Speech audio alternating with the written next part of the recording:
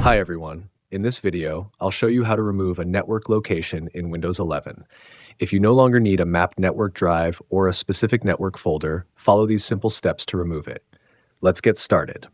Step 1.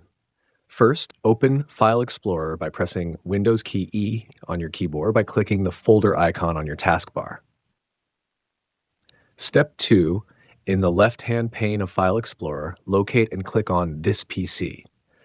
Under this section, you'll find Network Locations, which displays all mapped network drives or shared network locations.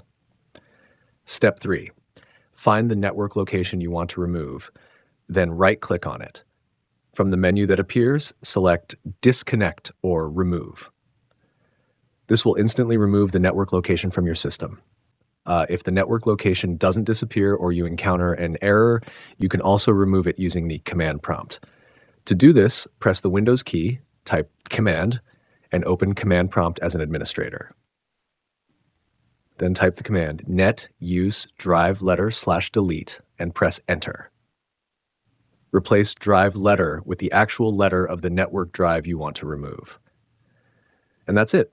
The network location should now be removed from your system. Thanks for watching, and don't forget to subscribe to our channel for more helpful tech tips.